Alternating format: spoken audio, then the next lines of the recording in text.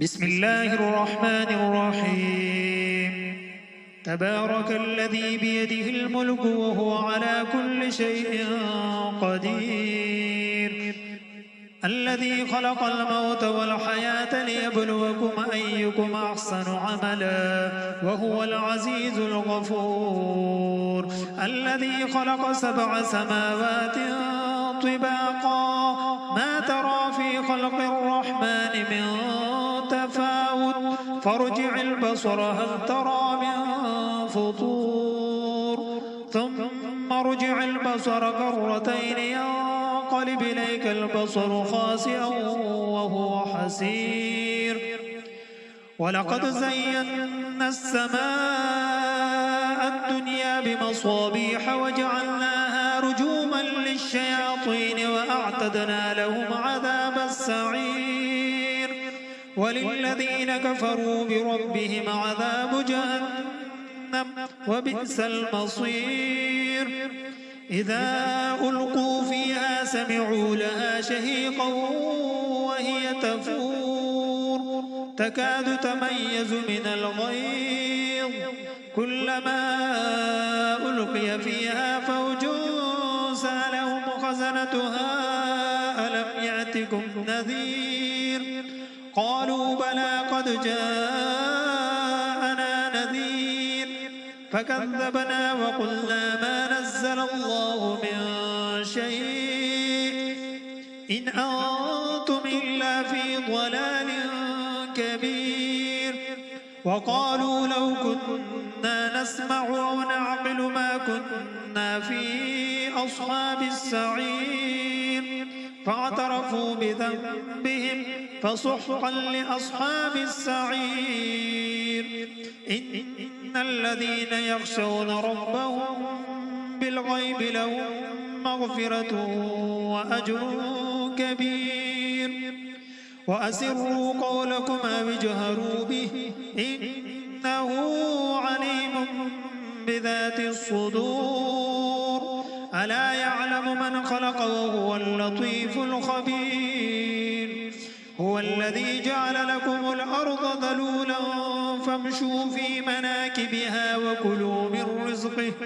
وإليه النشور أأمنتم من في السماء أن يخسف بكم الأرض فإذا هي تمور أم أمنتم من في السماء أن يرسل عليكم حاصبا فستعلمون كيف نذير ولقد كذب الذين من قبلهم فكيف كان نكير أولم يروا إلى الطير فوقهم صافات ويقبض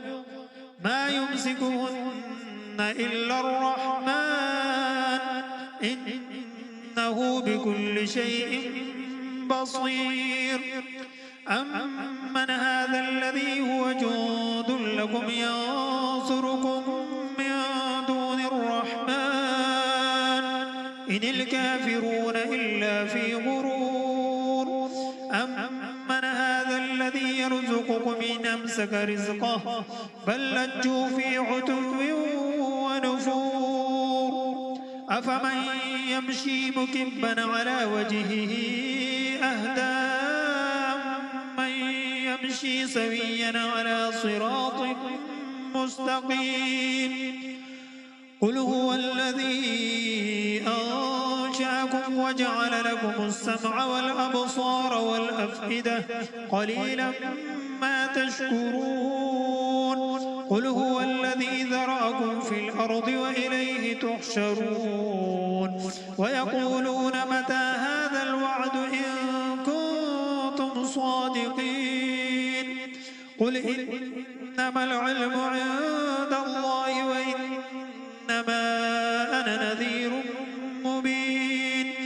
فلما رأوه زلفة سيئت وجوه الذين كفروا وقيل هذا الذي كنتم به تدعون قل أرأيتم إن أهلكني الله ومن معي أو رحمنا فمن يجير الكافرين من عذاب أليم قل هو الرحمن آمنا به وعليه توكلنا فستعلمون من هو في ضلال مبين قل أرأيتم إن أصبح ماؤكم غورا فمن يأتيكم